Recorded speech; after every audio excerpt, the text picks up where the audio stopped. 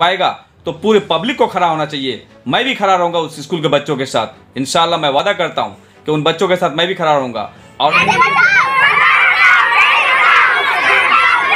और ऐसे बच्चों के साथ जो ऐसे रेप और ऐसे घटना होगा तो फिर जब उस सजा ही नहीं मिला उनको तो वो हर दिन किसी और को वो फिर ऐसे ही रेप करेंगे और मारेंगे।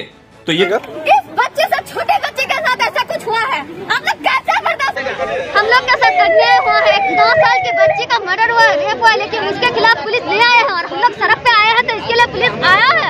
ये कैसा पुलिस है? पुलिस सिस्टम को क्या कहें हम? बोलिए आप लोग। पुलिस से यही डिमांड है कि क्रिमिनल्स को पकड़ा जाए, इसके पेरेंट्स को मुआवजा दिया जाए। सब करते हैं, लेकिन अगर इसके बावजूद कुछ नहीं हुआ, हम अगर इससे सेटिस्फाई नहीं हुए तो हम लोग फिर से करेंगे।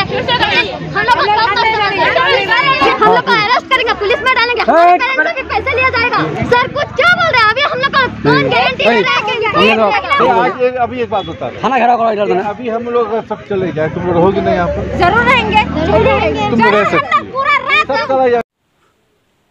आपने जो सवाल किया मुझे कि आज गुत्ती में स्कूल के बच्चों ने आज हड़ताल किया है, जो बच्चे की हत्या हुई है और उसको रेप भी किया गया है उसको, और फांसी लगा के मारा भी गया है, इसी के लिए ये सारे बच्चे वहाँ पे हड़ताल में बैठे हैं।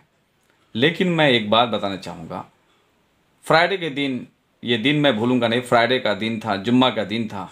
उस दिन मैं गुत्ती में गया हुआ था वहाँ, और उनके लड़की के माँ बाप से मिला और उनकी सारी बातें सुना।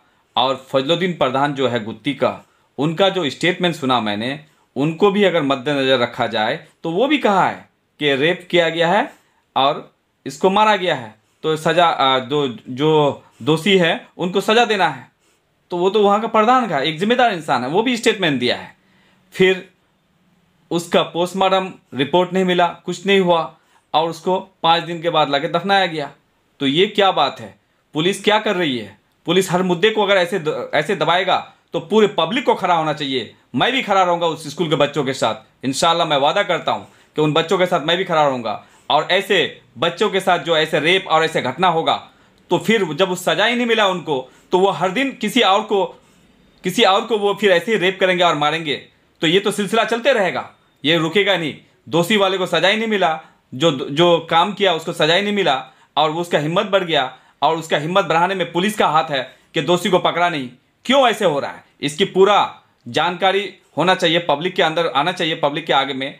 और इस बात को लेके सारे वो बच्चों नहीं, पूरे ग्वालपोखर वालों को उसके पीछे में खड़ा रहना चाहिए। आज उसकी बेटी के साथ हुई, कल मेरी बेटी के साथ भी हो सकती है, कल और किसी की बेटी के साथ होगी। ये समाज में कलंक है, इसको इंशाअल्लाह सब लोग मिलके साथ देना चाहिए और पुलिस से जवाब लेना चाहिए।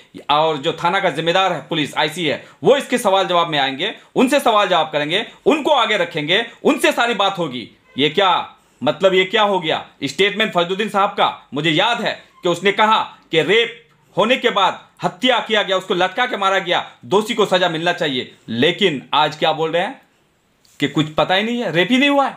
क्यों ऐसी बात को क्यों दबाते हैं? एक 9 साल की बच्ची, छोटी सी बच्ची की हत्या होती है रेप के बाद, उसके लिए कोई आवाज नहीं उठा रहे हैं। आप लोग ग्वालपोखर वालों से मैं यही कहूंगा, मैं भी ग्वालपोखर का हूं, आप सब लोग को इस बात की आवाज उठाना चाहिए, हक के साथ खड़ा हुई इंशाअल्लाह, नहीं तो बहुत बड़ी बर्बादी आएंगे और बहुत बड़ी तबाही होगी ग्वालपोखर की। इस तबाही की जिम्मेदार कौन होगा? ऐसे लीडरान जो उनके बच्चों के हित में खड़ा नहीं होते हैं। मैं खड़ा होने के लिए तैयार हूं, और इंशाअल्लाह इसके साथ, इस बच्चों के साथ जो हुआ है, जो बदतमीजी हुई है इनके साथ, जो घटना घटा है, जो उनको मारा गया है, जो उनका रेप हुआ है, उसको सजा दोषी को